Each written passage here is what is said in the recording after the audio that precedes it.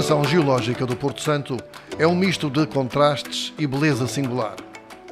Na zona oeste da ilha, podemos vislumbrar um outro Porto Santo, que nos leva ao tempo da sua formação. Aqui, na zona envolvente da praia do Zimbralinho, observamos testemunhos vivos de vulcanismo. São bem visíveis aspectos da fase da pré-imersão da ilha, de lavas em almofada, representativas de erupções submarinas. Na descida pela vereda, é igualmente notória a presença de um filhão magmático nas arribas. Este geomonumento é muito interessante porque aqui estão expostas formações vulcânicas submarinas. Isto quer dizer que há aqui muitas áreas que se consegue ver que já estiveram debaixo de água e testemunho disso são as pilolavas e algumas formações esferoidais que estão aqui presentes. Além do mais, após esta formação submarina, acima, nas camadas avermelhadas, consegue-se ver testemunhos de vulcanismo explosivo, no qual houve explosões violentas, as cinzas e o material piroclástico depositaram-se e ao longo de milhões de anos foram oxidando e tornando-se avermelhadas. Daí esta cor ferrosa que se encontra em redor, nesta zona. Além disso, também vemos filões de lava que atravessaram todas estas camadas e aqui passa-se um bom bocado, não só a aproveitar e apreciar esta formação geológica, mas também a dar uns belos mergulhos, fazer snorkeling, pesca submarina e muito mais. O tom avermelhado de um nome local, Morenos, um dos sítios mais antigos da ilha. No Miradouro, deslumbramos uma zona costeira de grande riqueza geológica, basáltica e traquítica, com diferentes etapas de atividade vulcânica, recuando ao tempo da ilha em ambiente submarino. Este conjunto geológico encontra-se coberto por depósitos de ferro magnesianos, amarelo-alaranjados e castanhos, numa palete de cores impressionante. São visíveis estruturas de calcificação e a existência de um antigo coberto vegetal que se terá desenvolvido sobre estas areias há cerca de 30 mil anos. Dando continuidade à formação geológica que acabamos de ver na praia de Zimbralinho, aqui temos um exemplo espetacular com cores bem expressivas, a zona dos Morenos, que tem este nome exatamente pela sua cor avermelhada, resultante de oxidação, como falei há pouco, resultante destas explosões violentas de vulcões, mas também é muito notório a parte que foi criada dentro de água. Portanto, quando a ilha chegou à superfície, o nível do mar estava numa posição diferente de hoje em dia e, como podem ver, neste momento esta zona toda escura onde se encontram as colunas, também algumas pilolavas, representa esta área de vulcanismo submarino.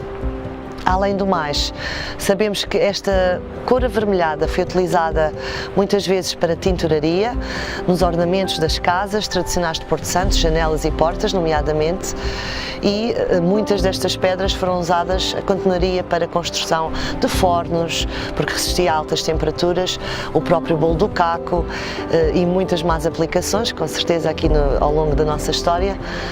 Mas também é visível algumas zonas com risocongressões. Temos aqui uma continuidade da paleoduna que já vimos anteriormente, na zona dos Mornos, na Fonte da Areia. Aqui está provada a existência de uma cobertura vegetal que foi coberta com areia e também encontram-se muitos gastrópodes marinhos. Muitos destes fósseis podem se encontrar no fontenário, um fontenário que é muito utilizado ainda pela população local para retirar água para cozinhar o pão, o arroz, a verdura, uma água muito conhecida com bicarbonato de sódio, a famosa água do Porto Santo, que também é medicinal. A geologia do Porto Santo é fortemente rica em calcário, matéria que se tornou num grande recurso para a economia da ilha. Desde os inícios do século XVI, que há referências à exportação de cal do Porto Santo para a Madeira, extraída do Ilhéu de Baixo, frente à praia da Calheta. Neste ilhéu, também designado da Cal, reserva do Parque Natural, sem ancoradouro e com visita limitada a expedições científicas, são ainda visíveis as ruínas das casas onde habitaram os operários da pedra e as enormes galerias de onde foi extraída a pedra calcária. Deste ilhéu saiu a quase totalidade da pedra calcária que foi usada na indústria da cal. Como podemos ver, aqui, mesmo atrás de nós, estão as grutas. Portanto, toda esta parte do ilhéu está quase suspensa, assente, digamos, nos pilhares de pedra calcária natural que resultaram da exploração, portanto, da extração da pedra calcária que os homens ao longo dos tempos foram retirando. Esta pedra aqui retirada ia sobretudo para a madeira onde estavam os fornos da cal. Os empresários que estavam ligados a esta indústria tinham aqui um filhão de pedra calcária e os seus homens para fazer esta extração. Portanto, este trabalho era um trabalho árduo. Não só porque era um trabalho de mineiro, os homens passavam a maior parte do tempo dentro das minas, usavam explosivos. Temos relatos de vários acidentes mortais, tanto nas minas, como depois aqui nas rochas junto ao mar. Também outro aspecto importante e que convém referir é a existência de poucos e pequenos, pelo menos uns 2 ou 3 fornos da cal que foram construídos aqui. A própria Câmara Municipal, a Câmara do Porto Santo, chegou a ter um forno da cal, um pequeno forno da cal, no século XVIII. Aqui neste ilhéu trabalhavam homens tanto da Ilha do Porto Santo como de diversas localidades da Madeira. Estes homens só ao fim de semana iam a casa com a família e daí nós encontrarmos pelo ilhéu ruínas como esta. Portanto, há muitas, se virarmos aqui este morro, nós encontramos muitas destas ruínas. Estas eram precisamente as casas onde estes homens pernoitavam. Qualquer empresário ligado à indústria da cal que tivesse um filhão de exploração neste ilhéu tinha também a casa para albergar os seus trabalhadores. A indústria da cal foi muito próspera para o Porto Santo, tendo existido alguns fornos na ilha, em particular nos séculos XIX e XX, embora com limitações, devido à escassez de lenha, tendo mesmo durante muito tempo sido importada lenha da Ilha da Madeira.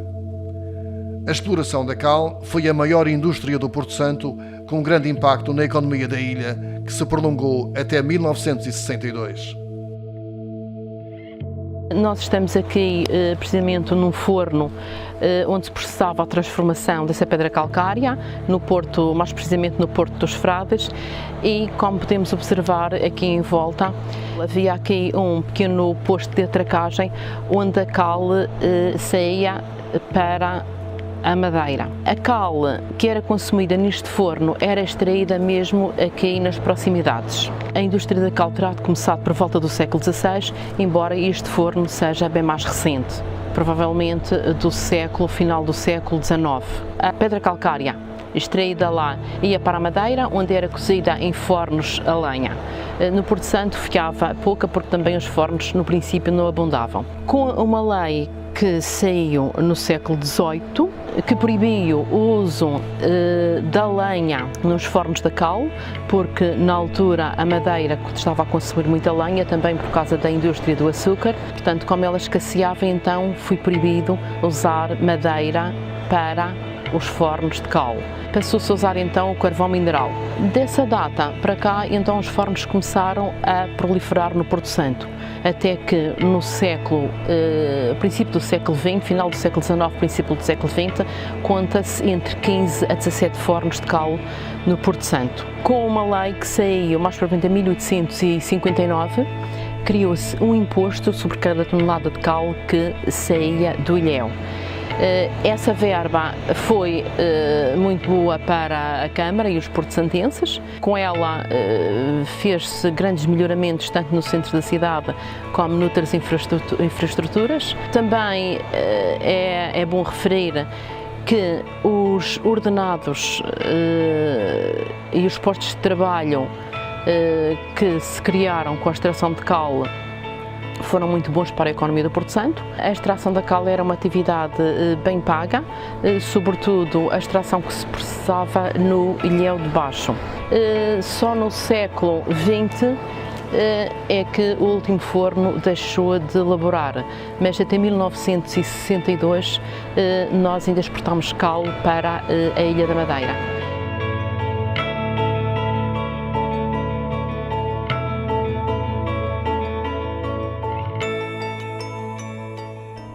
Da vegetação originária do tempo da descoberta do Porto Santo, destaca-se o zambujeiro, ou oliveira brava, pertencente à família das oleáceas. Muito bem adaptada à secura da ilha, a oliveira brava foi há poucos anos objeto de uma reprodução em laboratório com grande sucesso. Na base do Pico Castelo existe uma mancha interessante desta experiência, podendo constituir uma boa opção para a florestação do Porto Santo. Apresenta folhas e fruto mais pequenos que a oliveira tradicional. O zambujeiro, ou oliveira brava, é uma espécie endémica da Madeira e pode viver cerca de 1000 anos.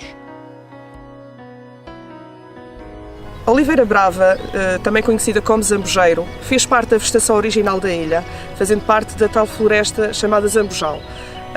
É uma árvore endémica do arquipélago da Madeira e também nativa, e é uma árvore que tem grande interesse em termos de conservação, exatamente pelo facto de ter características que se adaptam muito bem à Ilha do Porto Santo. Por este facto, foi uma espécie escolhida para trabalhos que foram desenvolvidos no âmbito do doutoramento que realizei, trabalhos de investigação que visaram essencialmente desenvolver estratégias para a conservação do coberto vegetal da Ilha do Porto Santo. Neste âmbito, escolhemos esta espécie por 3 razões essenciais. A primeira, como já referi, por fazer parte da vegetação original da ilha. Portanto, a segunda, por ser uma espécie sensível, existente no seu estado selvagem em muito poucos locais da Ilha do Porto Santo e inacessíveis, a maior parte deles. E em último lugar, e se calhar o mais importante, por ser uma espécie muito importante para ser utilizada em programas de reflorestação da Ilha do Porto Santo. Isto porquê? Porque ela se adapta muito bem a condições de altas temperaturas e a períodos de seca, e aqui está o clima árido, a semiárido da Ilha do Porto Santo, portanto, permitem o seu desenvolvimento, e além disso também cresce bem em solos pobres, portanto pouco nutritivos, e em declives rochosos. Daí ser uma árvore que, em termos pioneiros, é de grande utilidade, principalmente para ser utilizada nos picos que atualmente se encontram despidos de vegetação. As oliveiras que aqui se encontram no local onde nós estamos no sopé do Pico do Castelo, foram introduzidas cerca de 50 plantas e resultaram não de métodos tradicionais de propagação, como sejam estacaria ou sementeiras, mas sim de um trabalho de laboratório em que se fez a micropropagação da planta através de cultura in vitro. Neste caso, portanto, o laboratório onde isto ocorreu foi na Universidade de Aveiro. A partir daí foram trazidas as plantas para a Ilha do Porto Santo, mas ainda estiveram em cerca de 3 meses numa estufa que chamamos estufa aberta, em que já não estavam numa estufa completamente fechada, mas sim sujeitas também já ao ambiente da própria ilha, para que houvesse uma maior adaptação das plantas. Após este período, foram então trazidas para o campo, na altura com cerca de 60 a 70 centímetros de altura, e estão cá desde há cerca de 11 anos, e como podemos ver, portanto, o protocolo que foi desenvolvido foi um protocolo de micropropagação que foi otimizado em laboratório, e pode-se dizer que foi um protocolo de sucesso, uma vez que as plantas que aqui estão, as oliveiras que aqui estão bem adaptadas, adaptaram-se muito bem às condições edafoclimáticas da ilha e estão bem desenvolvidas. A par destes estudos e da multiplicação da planta por micropropagação, foram feitos estudos aos parâmetros fisiológicos da planta e também a sua caracterização genética ao longo de todo o processo, ao longo de todas as etapas, para garantir que as plantas que aqui estão a ser introduzidas são plantas em tudo iguais à planta-mãe. Portanto, não houve introdução nem variação de nenhum parâmetro relativamente a estas plantas.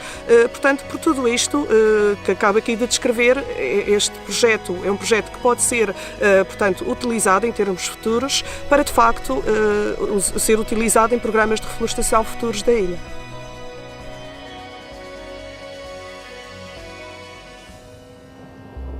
O isolamento caracterizou o Porto Santo desde o seu povoamento.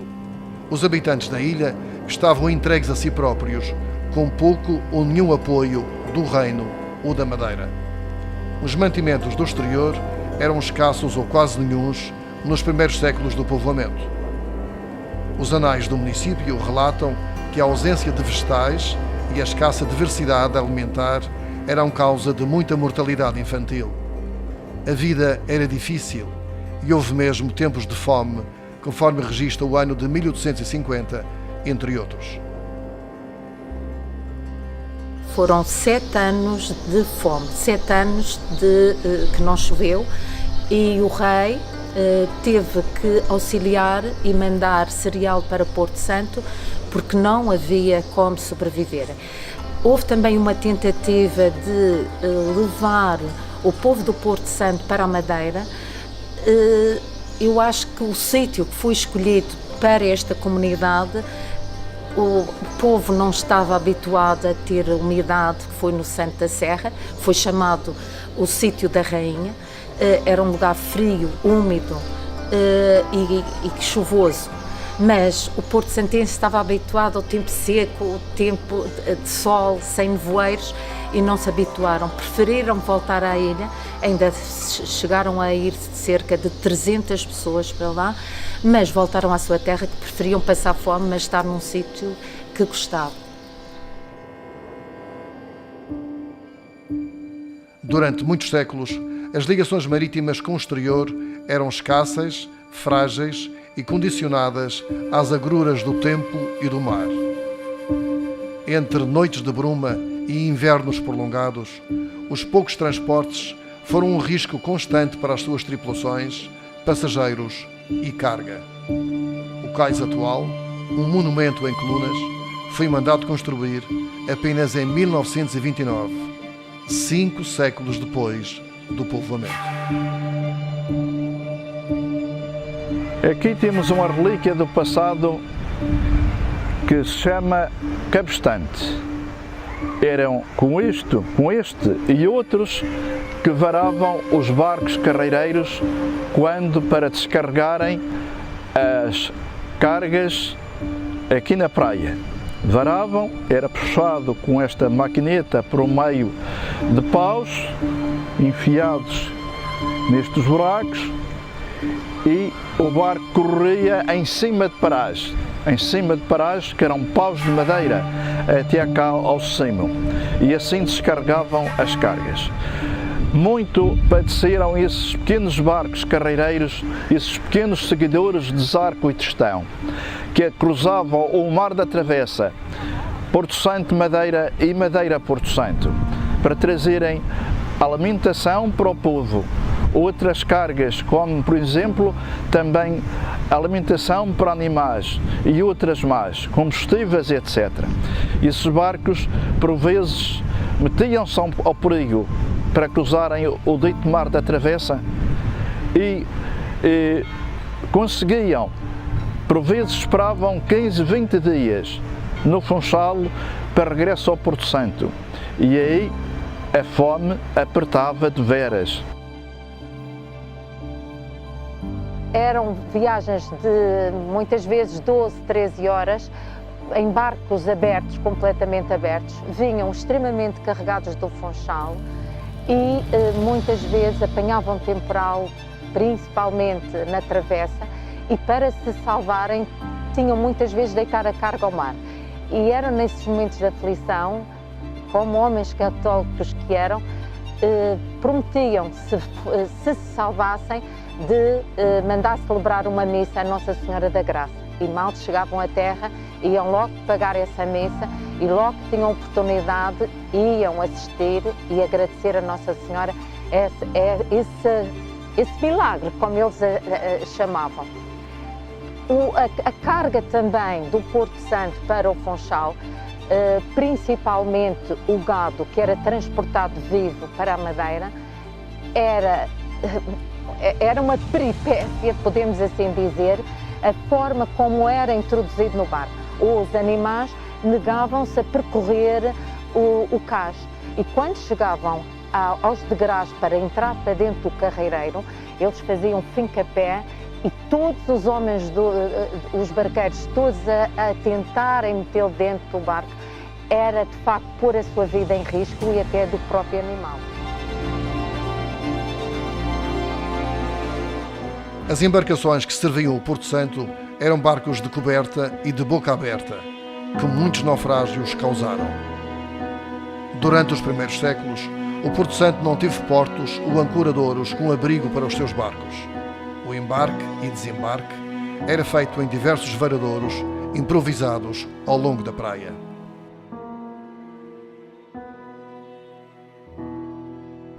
Aqui, onde se chama o Porto de Cima, também era o local apropriado para os barcos vararem, especialmente quando traziam viaturas a bordo, e descarregarem tanto as cargas que traziam para alimentação ou outras, assim como as viaturas. É ainda de referir que o primeiro barco a vapor que os porto-santenses viram chegar ao Porto Santo, afretado pela Câmara Municipal da localidade e com o consórcio da Junta Geral do Distrito Autónomo do Funchal, esse barco tinha uma arqueação para 40 toneladas ou mais e chamava-se o Falcão, em 1885. Os barcos carreireiros, mais ultimamente, no século XX, só começaram a ter o motor diesel a partir de 1947-1948. E também, para descarga, além daqui desta zona chamada Porto de Cima, existia o Porto de Baixo ao lado do quais e ainda existia o outro porto, no qual descarregavam mercadoria e carregavam cal, assim como pipas de vinho, na foz do Ribeiro Salgado, no sítio do Campo de Baixo. E onde hoje se encontra o Porto de Abrigo, não existia porto algum, pois era impensável ali existir o Porto de Abrigo como se vê hoje.